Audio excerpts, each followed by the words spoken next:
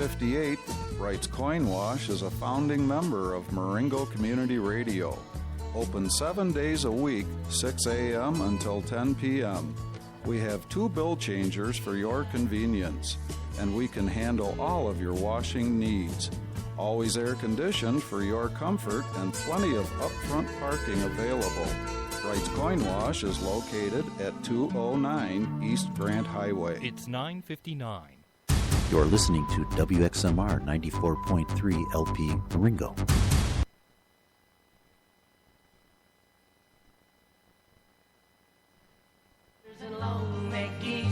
Some humpty-back camels and some chimpanzees, some cats and rats and elephants, but sure as you're born, the loveliest of all was the unicorn. And good morning. Welcome to It's Your House. I'm your host, Tim Sebastian. I'm a local real estate broker with Century 21 New Heritage Real Estate, who's also a sponsor of WXMR. You're listening to WXMR 94.3 LPFM, or you can listen online anywhere in the whole world at www.wxmr.org and just hit the Listen Live button. I actually got to give a shout-out. My friend Joe Lauke, who lives in Switzerland, I was texting back and forth with him this morning, and it's late at night there, but he said he was going to listen this morning. So good morning, Joe. Joe's going to be a guest in October when he comes and visits, and we're going to talk about the difference between living abroad and living here, because Joe spent several years living in the Marengo area. So good morning, Joe. And our guest this morning is Dr. Dustin Bobler. Good morning. Hi there. How are you doing? We are doing great. Let's see. Before we get into it this morning, what do we got going on? The weather. It's hot. It's going to be hot. It's been dry. We had all that rain in the beginning part of the season and summer season, and we have we're sort of in a drought right now. A few sprinkles, maybe a little rain tomorrow, but I believe this is what they call the dog days of summer, and we're there. High 80s, maybe even 90s this weekend. And what do we got going around town? Of course, Saturday is live music all day with the Chamber of Commerce Union Marengo Chamber of Commerce Music Festival. It's going to be a car show, a truck show. Let's see, who do we have? We have Another Shade of Gray, Hans and the Hormones, the Brian Lavender Band and the Leftovers, beer tents, bingo tents, food vendors, like I said, car and truck show. Come on out and join us. It's right across the street from the high school where we're broadcasting right now, and it should be a fun time for all and perfect weather for it. So come out and enjoy the music, and we will have some fun. So this morning's guest is Dr. Dustin, and Dr. Dustin is a veterinarian from the Animal Hospital of Woodstock. And this morning we're going to talk about family pets and our home pets. Good morning, Dr. Dustin. Thanks for being here. So, probably one of the biggest changes that we've seen over the years, and this is back before you were even born, would be when I was a little kid, we had a pet dog. And the way you found stuff for your pet dog was you went to the grocery store and there was an aisle. And maybe 10 feet of that aisle was set aside for pets. You had some pull toys and some chewy toys, and that was pretty much it. And you maybe had 2 or 3 different types of dog treats you could give them. And so that was, 30, 40 years ago. And now we've morphed into this where we have Petco and I forget the other names of them, but I mean now we have full-size grocery stores that are specifically for our pets. And you work for the Animal Hospital of Woodstock, not to be confused with the Woodstock Animal Hospital. But I mean, it used to be you had one local vet, and now we have multiple places. And so we live in a pet world. Which, full disclosure, our family we're pet people. I have 3 dogs. I have a cat. So. From the real estate side of this, we market now sometimes for family pets, especially when it comes to rentals. Or I have a house that I looked at the other day that actually had a room built in to wash your dogs. They'd built like a, put a shower in. If you walked into the room, you'd wonder what it was, because you'd wonder there's a shower in here, but there's no sink and there's no toilet. Well, they'd built in a shower. They had mastiffs, which are like miniature horses. Very large breed. And so they made a dog washing station for them. So, and in the rental field for real estate, a lot of times people say, I don't want pets, and I'm like, that's your prerogative. You own the property, but you realize you're probably kicking out about 55 to 60% of your prospective renters now, because we are in this pet world now. And how did you get involved? How did you become a vet? Tell us about your history. Well, what I like to say is everybody grows up wanting to be a veterinarian, and I'm the only one who didn't grow up completely and get out of that. So ever since I was a kid, pretty stereotypical, I wanted to be a veterinarian. Actually, I said I wanted to own a zoo, to be honest with you. And so growing up, I pursued that, working at local veterinarian offices. I even worked at the Brookfield Zoo for a while with some of the exotic animals over there through college and beginning of vet school. And Dr. Jay and Joe Randall over at Animal Hospital Woodstock kind of took me under their wings for about, a good 6 or 7 years, and just helped me fulfill that passion. And went on to the University of Illinois for pre-veterinary studies, and then went on to University of Illinois once again for veterinary school. And afterwards I graduated and I came straight up here and have been working for them ever since. Great. So the first question I'll ask you is, I've heard that it's harder to be a vet than it is to be a regular MD, a regular doc. Is that true? Well, I guess yes and no. I think it's both fields are extremely difficult, and with veterinary medicine, obviously you cover a wide variety of species, and you need to be an expert in whatever species you're willing to work with, whether that's just cats and dogs or farm animals included, or the exotic animals. So in that aspect, it's very challenging, and there's a lot of information that's different between species. But on the other hand, there is a lot of information that carries over even from humans to pets too. So the human medicine world is very compartmentalized in that you have your general practitioners and you have your foot specialists, your eye specialists, everything. And veterinary medicine's trending towards that.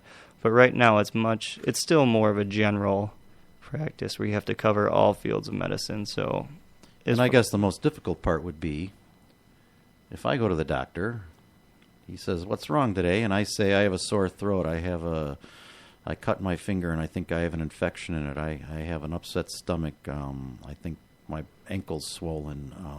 I stepped in a hole and it does the swelling." I can tell them what's going on, but when I bring my pets to you, all I can say is my dog's not acting normal, or my dog seems to have their eyes are running or something like that. So you can't ask them, can you? No, and we actually joke around and we refer that as to an ADR animal, or ain't doing right. And so ain't doing right. Okay, so the medical term. Many years of school, you learned that, huh? So yeah. So we definitely have to put a lot of effort into just reading the animal. And one big thing is trusting the owners, because we may have a dog or cat that comes in acting normal, but the owners know their pet so much better than anyone else ever could. So it's really about trusting them and knowing, he may look fine, but he's not. I can tell. And a lot of people would look at them like they're crazy. This dog's running around and playing. But truthfully, they're usually spot on that something's wrong. And it's our job just to read the patient or the dog or cat and read the owner and kind of take leads and take hints and figure out, what might be going wrong with this pet. So having worked with you and worked with my family's own pets, it's almost a process of elimination then for you. A lot of times it is. A lot of times we get clear-cut signs that point us in one direction or other, but a lot of times it's process of elimination where we need to run blood work or run urine or maybe take an x-ray or do an ultrasound, and that kind of helps focus our view down to the organs or, medical issues of interest. But yeah, definitely process of elimination is a big part of veterinary medicine. So this time of year, I'm a ragweed guy. And what that means is that I don't really have spring allergies. I have fall allergies, and they start right about the middle of August. Do my pets get allergies? Absolutely. I would say allergies are the most common thing, especially in the summer, that we see in our pets. More with dogs, but cats definitely get them too. There's kind of different stages: early spring, late summer, and then about mid-fall are the three different times. These past 3 weeks, the allergens have really blown up for a lot of the dogs out there. And, there's different types of allergies. One is the seasonal, or that kind of falls into the atopy category. And there's also food allergies that pets get as well, and we need to differentiate between the two because they're both treated differently. So what would be some signs of allergies in dogs and cats? I mean, do they sneeze? Do they... Yeah, so... Same thing that I go through, or... It's a little bit different, actually. It's not very common for dogs and cats to get runny noses and sneeze like we do. They definitely can, but it's not typical. Usually how they present is itchy and scratchy, which everybody sees. And so we have kind of different ways we narrow it down. Now, the atopy or seasonal or contact allergies, those you usually see on the paws, on their noses, below their armpits, or on their bellies, because those are the areas that come in contact with the plants and allergens outside. So they'll start licking their paws a lot. A lot of times, yeah. Mm-hmm.